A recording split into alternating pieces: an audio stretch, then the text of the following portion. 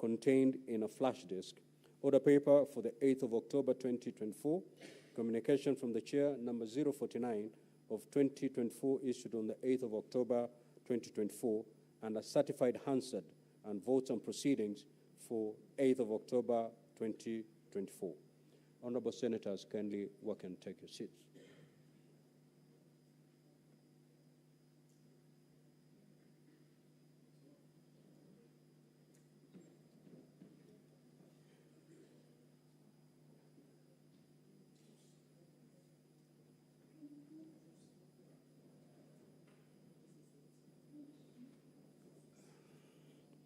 Honorable Senators, this impeachment motion is unique and unprecedented, as it is the first ever to propose the removal from office by impeachment of a Deputy President of the Republic of Kenya.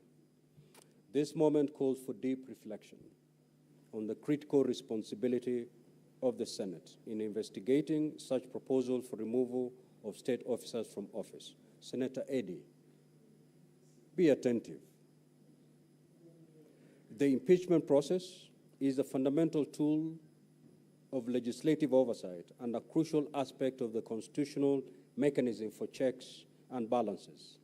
The process is invoked by legislatures, and in particular, in our case, Parliament and county assemblies, as a safeguard for good governance and integrity in public service. Now, honorable senators, as you may well be aware, the Senate has been entrusted by the Constitution with a singular role to sit as a quasi-judicial body to investigate any proposed removal from office by impeachment of the President, Deputy President, county governors, and deputy county governors, and to make a determination on the alleged infractions of the Constitution and other laws. As this matter comes before you, I cannot underscore enough the immense public interest that this matter has elicited, and for good reason. This is yet another opportunity for the Senate to demonstrate its fidelity to the Constitution and to live up to its reputation. It is therefore behoves the Senate as the trial chamber to maintain integrity and impartiality in this administration of justice, and to make a determination on this matter purely based on its merits. Honorable Senators, in terms of the way forward, the manner of disposing of this impeachment motion will not be significantly different from how the Senate has previously investigated and determined the proposed removal from office by impeachment of county governors and deputy county governors. Standing Order 78.1 of the Senate, standing orders, as read together with Articles 152 and 145.3b of the Constitution, provide the Senate with two options on how to proceed with this matter. Senate may, 1, by resolution, appoint a special committee comprising 11 of its members to investigate the matter, or 2, investigate the matter in plenary. In this regard, the Senate Majority Leader will, at an appointed time during this sitting, give a notice of motion and move a motion for the establishment of a special committee. Should the motion be carried, the special committee will investigate the matter and report to the Senate on whether it finds the particulars of the allegations against the Deputy President to have been substantiated. In the event that the motion for the establishment of a special committee does not pass, the Senate will proceed to investigate the matter in plenary. Consequently, I will appoint a date for the commencement of the hearing of the evidence for purposes of the investigation.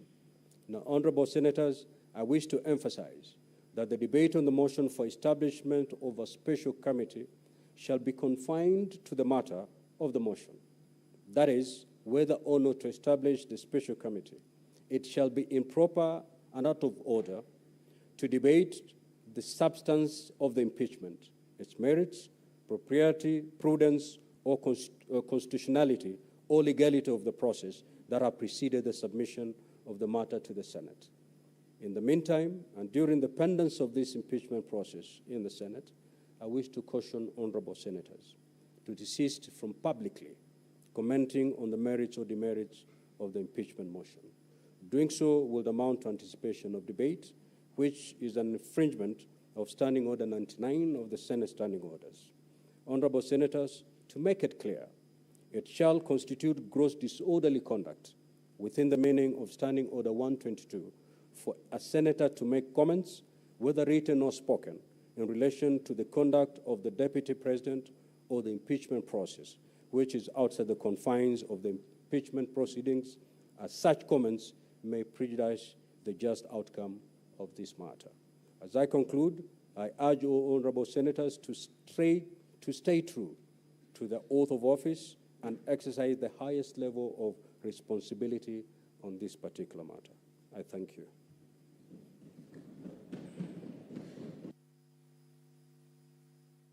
Now, honorable senators, a supplementary order paper has been circulated. I believe it's been posted to your gadgets. You may now abandon the order paper that we have been using earlier on and switch to the new order paper. Clerk, you may now proceed to call the next order. We have been using earlier on. And, order number 6, to the new notices of motion. Clerk, you may now proceed to call the next order. We have been the majority leader. Order number 6, to the new notices of motion. Mr. Speaker, sir, I rise to give notice of the following motion, which is the establishment of a special committee to investigate the proposed removal from office. Mr. Speaker, sir, I rise to give notice, Excellency, Rigathi Gachagua, EGH, the Deputy President of the Republic of Kenya. That whereas pursuant to standing to Article 151B and 2 and Article 145 of the Constitution and the National Assembly Standing Orders number 64 and 65, on the 8th of October 2024, the National Assembly approved a special motion for the removal from office by impeachment of Rigathi Gachagua, EGH, Deputy President of the Republic of Kenya. And further, whereas by letter reference NADLP TBO FTS 2024 Deputy President 025, dated 8th of October 2024 and received in the office of the Speaker of the Senate on the 9th of October 2024. The Speaker of the National Assembly informed the Speaker of the Senate of the approval of the special motion by the National Assembly, and further forwarded to the Speaker of the Senate documents in evidence of the proceedings of the National Assembly. And whereas pursuant to Article 145(3)(b) of the Constitution, as read together with Article 152 of the Constitution and Standing Orders 78(1) and 79 of the Senate Standing Orders, the Senate may by resolution appoint a special committee comprising 11 of its members to investigate the matter. Now, therefore, pursuant to Article 145(3)(b), the Constitution of the Constitution as read together with Article 152 of the Constitution and the Standing Orders of the Senate Standing Orders, the Senate resolves to constitute a special committee to investigate the proposed removal from office by impeachment of Rigathi Gachagua, EGH, Deputy President of the Republic of Kenya. I thank you, Mr. Speaker. Next order. Deputy President of the Republic of Kenya. Order number 8, motion, establishment of a special committee to investigate the proposed removal from office by impeachment of His Excellency Rigathi Gachagua, EGH, the Deputy President of the Republic of Kenya. Majority leader. Rigathi Gachagua, EGH, the Deputy President.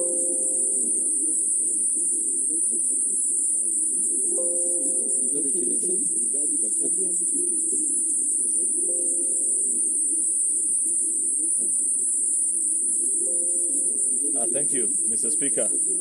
Mr. Speaker, there's a motion on the, I beg to move the following motion. The establishment of a special committee to investigate the proposed removal from office by impeachment of Rigathi Gachagua, EGH, the Deputy President of the Republic of Kenya. That whereas pursuant to Article 151B by impeachment and 2 Article 145 of the Constitution and the National Assembly Standing Orders, Article 64 and 65 by impeachment on 8th of October 2024, the National Assembly approved a special motion for the removal from office by impeachment of His Excellency Rigathi Gachagua, EGH, the Deputy President of the Republic of Kenya.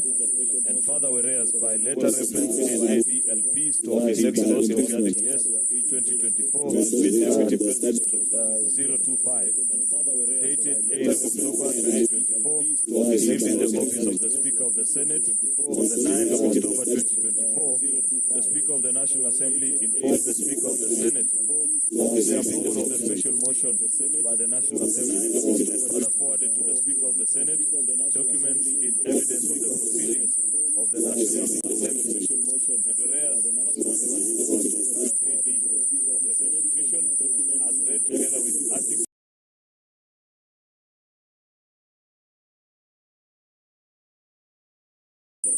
the Senate may, by resolution, appoint a special committee comprising of 11 of its members to investigate the matter.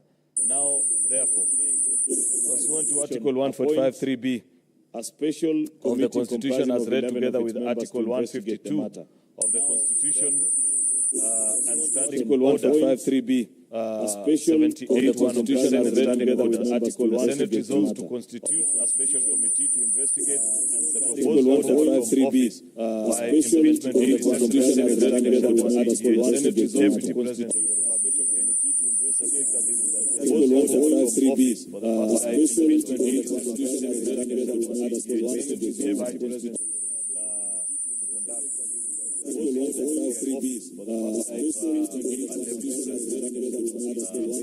as much as this is constitutional, Mr. Speaker, it's the first time that this is happening.